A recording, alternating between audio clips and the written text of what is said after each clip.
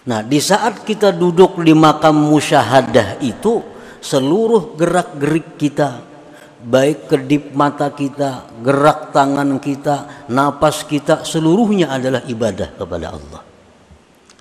Kalau sudah kita duduk di musyahadah itu, makan kita ibadah, minum kita ibadah, guring kita ibadah, kemanapun kita berjalan ibadah. Ini kalau sudah kita sampai di kedudukan musyahadah itu. Imam Ghazali mengatakan dalam kitab Ihya Ulumuddin, inna lil arif bi kulli nafasin darajata alfi syahid. Bahwa satu nafas orang yang makrifat kepada Allah itu lebih tinggi nilainya dari 1000 orang syahid. Satu nafas. Satu napas orang yang sudah duduk dalam makam musyahadah itu, napasnya itu nilainya lebih tinggi dari 1000 syahid.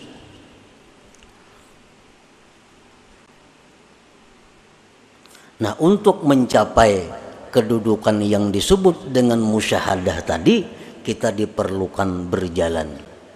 Berjalan dengan apa? Dengan kendaraan taat zahir dan batin. Ya Allah biha, ya Allah biha, Allah biha husnul khatimah. Ya Allah biha, ya Allah biha, Allah biha husnul khatimah. Ya Allah biha, ya Allah biha, ya Allah biha husnul khatimah. Bismillahirrahmanirrahim. Alhamdulillahilladzi manna 'ala as-sadiqin anwar at-tawajjuhi wat ta'ah wa 'ala al-wasilin anwar al-muwajahati wal musyahadah. Asyhadu an la ilaha illallah wahdahu la syarika lah wa asyhadu anna sayyidana Muhammadan abduhu wa rasuluhu nurul hidayah. Allahumma salli wa sallim ala sayyidina wa habibina Muhammadin manba'il ilmi wal ma'rifah wa ala alihi wa sahbihi wa dhurriyyatihi wa atba'ihi ila yaumis sa'iqah. Salatu wa salaman daimaini mutalazimaini ma damatin nujumul musyrikah, amma ba'du. Yang kita hormati dan kita cintai para habaib dan para alim ulama, yang kita hormati Bapak Haji Muhyiddin, Wali Kota Madya Banjarmasin beserta rombongan, para muhibbin, hadirin dan hadirat rahimakumullah. Alhamdulillah, kita panjatkan puji dan syukur kehadirat Allah yang telah memberikan kita taufik dan hidayah serta inayah, sehingga kita pada malam ini dapat berkumpul kembali bersama-sama di majelis yang penuh berkah dan rahmah ini. Salawat dan salam untuk junjungan kita Nabi besar Muhammad sallallahu alaihi wasallam dan kepada keluarga, sahabat, zuriat dan pengikut beliau sampai hari akhir nantinya. Para muhibbin rahimakumullah, al-hikmatul hadi wa thalathun minal hikamil ataiyah. Qala al-imam Ahmad ibnu Athaillah as-Sakandari rahimahullah wa nafa'ana bi'ulumih. Hikmah yang ke-31 dari Al-Hikam, berkata Imam Ahmad bin Athaillah as-Sakandari rahimahullah, ihtadar rahilun ilaihi bi anwarit tawajjuh wal wasiluna lahum anwarul muwajahah. Fal awwalun lil anwar wa haula al anwaru lahum li'annahum lillah la li syai'in dunah Qulillah thumma dharhum bi khawdihim yal'abun. Terjemahnya, maknanya adalah telah mendapat petunjuk orang-orang yang berjalan menuju Allah dengan cahaya-cahaya tawajjuh. Sedangkan orang-orang yang telah sampai, bagi mereka itu cahaya-cahaya muwajahah. Maka orang-orang yang pertama, orang-orang yang berjalan menuju Allah tadi, lil anwar, untuk cahaya-cahaya. Sedangkan mereka itu orang-orang yang telah sampai, cahaya adalah milik mereka. Karena mereka itu lillah, bagi Allah, la li syai'in dunah, bukan untuk sesuatu selain Allah. Qulillah, katakanlah Allah, tsumma dzarhum, kemudian tinggalkan mereka itu, bi khawdihim yal'abun, bermain-main dalam permainan mereka. Nah, itulah kurang lebihnya terjemah arti daripada hikmah yang ke-31 dari kitab Al-Hikam ini. Para muhibbin rahimakumullah, hikmah yang ke-31 ini adalah merupakan lanjutan dari hikmah yang ke-29, 31, di mana dalam hikmah yang ke-29 itu pengarang telah menjelaskan kepada kita perbedaan yang jauh antara orang yang salik menjalani jalan Allah dibandingkan dengan orang yang telah sampai kepada makam musyahadah, makam menyaksikan Allah Subhanahu wa ta'ala. Perbedaan-perbedaan itu telah disebutkan oleh beliau, antara lain dalam minggu-minggu yang dahulu beliau menyebutkan bahwa perbedaan antara orang yang dalam perjalanan dengan orang yang telah sampai, perbedaannya adalah orang yang dalam perjalanan itu ilmunya masih sempit, sedangkan orang yang telah sampai itu ilmunya sangat luas, sehingga mereka bisa memberikan ilmu kepada kita dengan pengetahuan-pengetahuan yang Allah berikan kepada mereka itu. Nah, perbedaannya lagi antara orang yang dalam perjalanan dengan orang yang telah sampai itu adalah innas salika bi sayrihi ilallahi ta'ala yasiru bi anwarit tawajjuhi ay anwarit ta'ati zahirati wal batinah. Seseorang yang salik, seseorang yang berjalan mendekati Allah, seseorang yang berusaha untuk mencapai kedudukan yang tinggi di sisi Allah, yaitu golongan yang disebut ahlillah. Nah, mereka itu dalam perjalanannya kepada Allah tadi berjalan dengan cahaya-cahaya tawajjuh. Arti tawajjuh itu adalah taat yang zahir dan batin. Nah, inilah kendaraannya untuk menuju Allah, taat zahir dan batin. Jadi apabila kita hendak dekat dengan Allah, kita hendak masuk dalam golongan ahlillah, cara mendekatinya adalah memakai kendaraan taat zahir dan batin. Nah, hanya itu yang bisa menyampaikan kita kepada golongan yang khusus dengan Allah Subhanahu wa ta'ala tadi.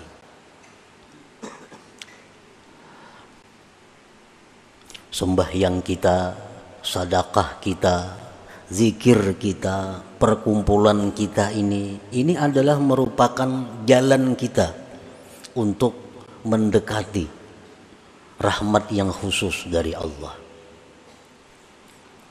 Nah, sembahyang, zikir, sedekah itu adalah namanya tawajjuh. Disebut tawajjuh. Fa idza wasala ila maqamil musyahadah hasalat lahu anwarul muwajahah ay anwarul haqiqah. Apabila orang yang berjalan salik tadi sampai kepada makam musyahadah. Nah, ini katuhukan sudah kebanyakan zikir, kebanyakan salawat, sembahyangnya, sedekahnya, segala macam ibadah taat dilakukannya, sehingga dia masuk dalam golongan ahlillah. Nah, disitulah dia akan diberi Allah anwar muwajahah, akan diberi Allah cahaya musyahadah, di mana di saat itu dia bisa menyaksikan Allah, bisa melihat Allah dengan mata hatinya. Nah, pada ketika sampai dalam kedudukan itu, dia tidak berhajat lagi kepada taat-taat tadi. Sudah sampai. Kada berhajat lagi kepada taat-taat tadi, seperti berhajatnya dia pada waktu permulaan. Nah, permulaan kita perlu banyak sembahyang, permulaannya kita perlu banyak zikir, permulaannya kita perlu banyak salawat, permulaannya kita perlu banyak menuntut ilmu. Ini adalah mempercepat jalan kita menuju Allah Subhanahu wa ta'ala. Nah, bila mana sudah sampai kita kepada kedudukan di mana dalam kedudukan itu kita bisa musyahadah kepada Allah, maka ibadah-ibadah yang kita lakukan tadi tidak kita perlukan lagi. Nah, tidak kita perlukan lagi. Kenapa? Karena sudah sampai. Nah, di saat kita duduk di makam musyahadah itu, seluruh gerak-gerik kita, baik kedip mata kita, gerak tangan kita, napas kita, seluruhnya adalah ibadah kepada Allah. Kalau sudah kita duduk di musyahadah itu, makan kita ibadah, minum kita ibadah, guring kita ibadah, kemanapun kita berjalan ibadah. Ini kalau sudah kita sampai di kedudukan musyahadah itu. Imam Ghazali mengatakan dalam kitab Ihya Ulumuddin, inna lil arif bi kulli nafasin darajata alfi syahid. Bahwa satu nafas orang yang makrifat kepada Allah itu lebih tinggi nilainya dari 1000 orang syahid. Satu nafas. Satu napas orang yang sudah duduk dalam makam musyahadah itu, napasnya itu nilainya lebih tinggi dari 1000 syahid.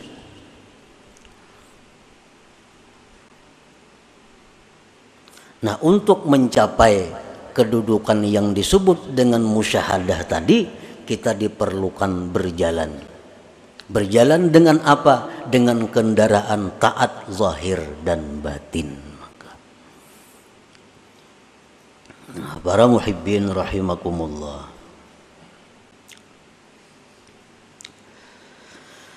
at-ta'atu zahiratu la tujiddu sayra ilallah illa biqtirani ta'atil batinatil asyarah. Taat yang zahir, sembahyang itu taat zahir ngarannya. Kita berkumpulan nih, ini ngarannya taat yang zahir. Kita membaca zikir tadi taat yang zahir. Kita membaca Al-Quran taat yang zahir. Kita bersedekah taat yang zahir. Nah, taat yang zahir itu tidak akan mempercepat jalan kita menuju makam musyahadah tadi. Kada akan bisa mempercepat kecuali dengan disertakan ketaatan batin yang 10 macam. Jadi artinya satu taat zahir itu memerlukan 10 taat batin.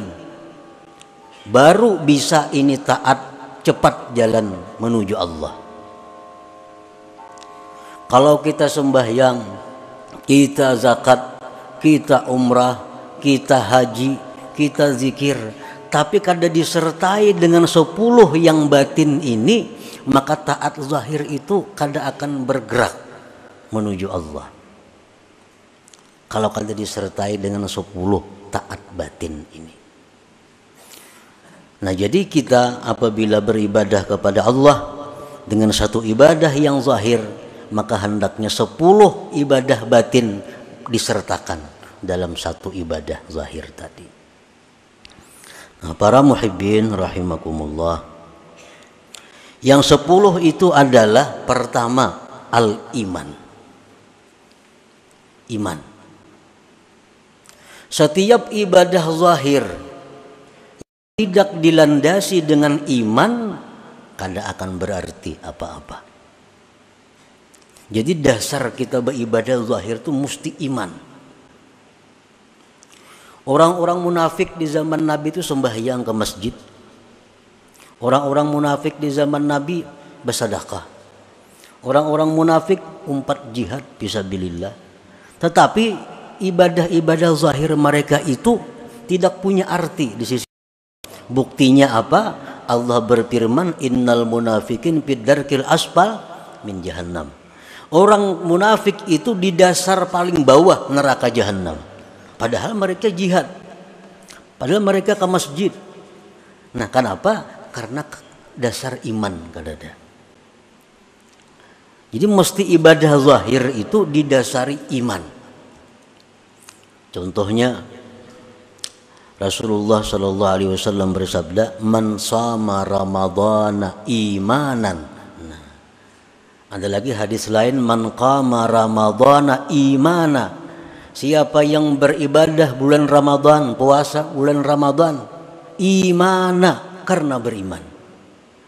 Nah, jadi kita beribadah zahir ini yang pertama adalah karena kita beriman. Itu modalnya.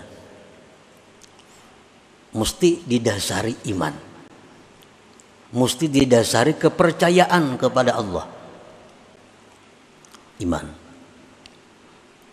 Yang kedua, ibadah zahir itu mesti disertai dengan ikhlas. Disertai dengan ikhlas. Disertai dengan satu motivasi menjunjung perintah Allah. Satu, imbiaz dalam istilah bahasa agamanya, dorongannya adalah menjunjung perintah Allah. Sembahyang ini didorong perintah Allah, puasa didorong perintah Allah, sedekah didorong perintah Allah, ikhlas. Tanpa ikhlas itu bagaimanapun banyaknya ibadah zahir kita ditolak oleh Allah. Ditolak oleh Allah. Ikhlas. Yang ketiga, ibadah zahir itu mesti disertai as-sabru, sabar. Sabar. Orang yang beribadah itu memerlukan kesabaran. Sabar dalam melawan hawa nafsu, sabar dalam mengerjakan ibadah. Termasuk kesabaran adalah at-ta'anni, perlahan. Kalau kita umpamanya berwirid, kita berzikir, bujur aja sudah karena iman, bujur sudah karena ikhlas, tapi kada sabar, kada perlahan. Kayak sembahyang tuh kan subhanallah, subhanallah 33 kalau. Nah, inya kada sabar, banallah, banallah, banallah, banallah. Nah, apa banallah, banallah lagi dibaca. Kada ada artinya lagi banallah banallah. Barlak Allahu Akbar membaca. Nah, karena kada ada kesabaran. Orang sembahyang memerlukan kesabaran. Orang puasa memerlukan kesabaran menjaga mata, telinga, tangan dan sebagainya. Nah, jadi ibadah zahir yang kada disertai dengan sabar akan sia-sia. Sabar. Yang keempat, ibadah zahir itu mesti disertai hudurul qalbi. Nah, kehadiran hati. Di waktu kita mengucap Allahu Akbar, hati kita ini mestinya hadir Allahu Akbar. Nah, di waktu kita sembahyang tuh ruku, hati kita tuh hadir, kita ini sedang ruku. Nah, di waktu kita membaca Fatihah, hati kita misalnya di rumah, nah itu ngarannya kada hadir hati. Nah, bacaan-bacaan yang kita baca, apapun itu bacaan, kalau hati kita kada hadir, itu qalilul jadwa, sedikit manfaatnya. Kada mempercepat jalan kita menuju Allah. Jadi hadirkan hati. Bismillahirrahmanirrahim. Di hati itu kayak itu juga. Jangan lain di mulut, lain di hati. Alhamdulillahirabbil alamin. Hati kayak itu juga. Itu ngarannya hadir hati. Nah, yang kelima yang disertakan dalam ibadah zahir adalah at-ta'zim, pengagungan kepada Tuhan. Kita mengucap zikir, kita membaca tasbih, kita membaca Quran, itu mesti ada dalam hati kita ini ta'zim, pengagungan kepada Allah. Nah, pengagungan kepada Allah. 5. Yang keenam, al-halawah, manis. Nah, manis, lezat. Sembahyang kita lezat. Zikir kita lezat. Salawat kita ada rasa lezat. Para ulama mengatakan idza aradallahu ayyusila 'abdahu ilaih manna 'alaihi halawatal amal. Apabila Allah mengingini seorang hamba itu masuk dalam lingkungan Allah, Allah berikan kepada hamba ini manisnya amal. Nah, jadi cari amaliyah yang kita manis, yang kita lezat.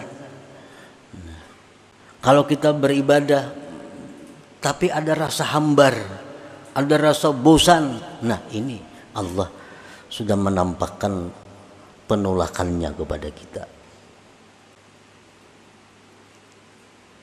Yang ketujuh, khauf, takut. Nah, kita beribadah kepada Allah. Ini sama dengan masuk menghadap Allah. Mesti ada takut dalam hati kita kalau kita ini diusir oleh Allah. Kalau kita ini ditolak oleh Allah. Nah, jadi setiap kali ibadah yang kita lakukan itu mesti ada takutnya. Yang kedelapan, raja. Ada harapnya. Setiap kali kita melakukan ibadah, kita ada harap kepada Allah bahwa ibadah ini diterima oleh Allah. Yang kesembilan, zikru minnatillahi ta'ala, mengingat anugerah Allah supaya jangan ujub. Ini bisa sembahyang, bisa menuntut ilmu, bisa beribadah, ini ingat, oh ini anugerah Allah, aku bisa macam ini. Mungkin ada dianugerahinya kada kawapang beribadah ini. Nah, ingat itu anugerah Allah. Yang ke-10, yang terakhir, asyukrulillah, syukur kepada Allah bahwa kita diberi anugerah itu. Nah, 10 itu merupakan ruhnya ibadah zahir. At-ta'atu zahirah, bermula taat yang zahir, la tujiddus saira, tidak akan mempercepat jalan kita ilallah, kepada Allah. illa biktiranit ta'atil batinatil asyarah, kecuali dengan menyertakan taat batin yang 10 itu. Para muhibbin rahimakumullah. Jadi ini yang perlu kita tuntut supaya jalan kita ini laju. Jangan sepeda motor saja 100, jalan 80, jalan ini 20 bekuraun. Untuk mempercepat laju kita ini supaya lakas kita ini masuk dalam golongan Allah yang bisa musyahadah kayak orang juga. Nah, kalau ada jalan lain selain daripada memperbanyak ibadah zahir, tetapi dengan disertai 10 perkara taat batin tadi. Iman, ikhlas, sabar, hudurul qalbi, ta'zim, halawah, khauf, raja, zikrul minnah, lawan syukrulillah, syukur bagi Allah. Nah, bila 10 ini kawa dalam satu ibadah, maka ibadah kita itu akan mempercepat jalan kita menuju orang-orang yang dikasihi, dicintai oleh Allah Subhanahu wa taala. Nah, mudah-mudahan kita diberi anugerah oleh Allah, diberi taufik hidayah supaya kita bisa mempercepat jalan kita ini untuk bisa sampai kepada golongan orang-orang yang dicintai dan diridhai oleh Allah Subhanahu wa taala. Ya Allah biha, ya Allah biha, Allah bihusnil khatimah. Ya Allah biha, ya Allah biha, ya Allah bihusnil khatimah. Ya Allah biha, ya Allah biha, ya Allah bihusnil khatimah. فيا أيها الرجل منه شفاعة صلوا وسلموا تسليما.